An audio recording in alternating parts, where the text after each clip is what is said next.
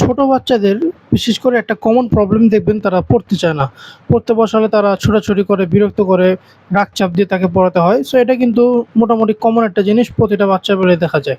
আসলে একজন বাচ্চাকে আপনি কিভাবে পড়াশোনার প্রতি আগ্রহী করবেন? নরমাল যদি বলি যে একজন বাচ্চা কিন্তু খেলাধুলা করতে সবচেয়ে বেশি পছন্দ করে। সো আপনি যদি খেলার ছলে পড়াতে পারেন, সে পড়াশোনার প্রতি আগ্রহী হবে। সো আপনার বাচ্চাকে যেন আপনি খেলার ছলে পড়াতে পারেন। ধরেন যদি আপনার বাচ্চা এমন থাকে যে সে পড়তে চায় না, তাকে আপনি রাগচাপ দিয়ে পড়াতে হয়, আপনি হতাশ হয়ে পড়েন। সো আপনার বাচ্চাকে যেন আপনি খেলার ছলে পড়াতে পারেন, তার জন্য আমরা নিয়ে এসেছি একটি প্রাথমিক লার্নিং কম্বো সেট। এটার ভিতরে বাচ্চারা খেলতে পড়তে পারবে। এটার ভিতরে অনেকগুলো আইটেম দেওয়া আছে যেগুলো তাদের কাছে ইন্টারেস্টিং লাগবে, আকর্ষণীয় লাগবে, ফলে তারা খুব শান্তির সহিত পড়বে। সো চলুন ভিতরে কী আছে দেখে নেই। এটার ভিতরে প্রথমে আসা হচ্ছে একটি পাজল বোর্ড। এটার ভিতরে 1 2 3 4 5 6 7 8 9 এই সংখ্যাগুলো দেওয়া আছে। সবগুলো সংখ্যাকে বের করে ফেলে আবার জায়গায় বসাতে হবে। এটা কিন্তু সহজে বসানো যাবে না, অনেক চিন্তা করে তারপর বসাতে হবে। প্রতিটা সংখ্যাকে সিরিয়াল অনুযায়ী স্টেপ বাই স্টেপ তারপরে বসাতে হবে। এতে করে তার সংখ্যাগুলো শেখা হবে, সংখ্যাগুলো চেনা হবে, এবং এইভাবে করে সংখ্যা শেখাতে তার কাছে আকর্ষণীয় লাগবে।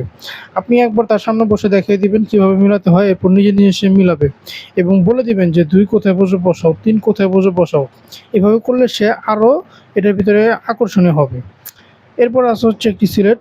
বাচ্চাদের লেখালেখি শুরু করার জন্য সিলেট খুবই প্রয়োজন, কারণ আমরা সবাই জানি খাতা কলম বা পেন্সিল দিলে বাচ্চারা ছিঁড়ে ফেলে, আঁকাকি করে।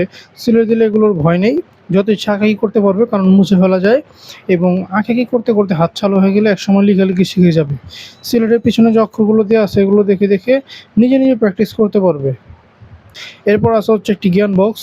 সাধারণত বড় বইগুলোই বাচ্চাদের কাছে ভালো লাগে না।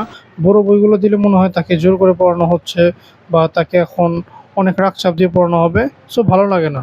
এই জ্ঞান বক্সের ভিতরে অনেকগুলো ছোট বই দেওয়া আছে যেগুলো তার কাছে খেলনা জাতীয় লাগবে। আপনি যখন বাচ্চার সামনে এতগুলো ছোট বই দিবেন, সে এটাকে খেলনা হিসাবে নিবে এবং খেলতে পড়তে পারবে। এটার ভিতরে কয়েকটি আইটেম দেওয়া আছে, যেমন সরাসরিয়া, ABCD, রাইমস, মজার ছড়া, নাম্বারস, অ্যালফাবেট, অর্থাৎ প্রাথমিক অবস্থায় যেগুলো শেখানো হয়। প্রতিটা টপিক সুন্দর করে সাজানো, প্রতিটা অক্ষরের পাশে জীবজন্তুর ছবি দেওয়া আছে। সুন্দর জীবজন্তুর ছবি দেখে বাচ্চারা পড়তে কিন্তু আরও ইন্টারেস্টেড হবে, আকর্ষণীয় হবে, তাদের কাছে এটা আরও ভালো লাগবে। সো সে যখন এখান থেকে প্রতিটা টপিক শিখবে, তখন আরও নতুন জিনিস শেখার আগ্রহী পাবে।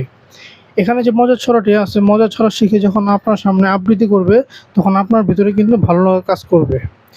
এরপর আসা হচ্ছে একটি মেজবোর্ড। সারাদিন তো পড়বে না, মাঝে খেলাধুলার প্রয়োজন পড়বে। খেলাধুলার জন্য আপনি এই শিক্ষণীয় মেজবোর্ডটি দিতে পারেন।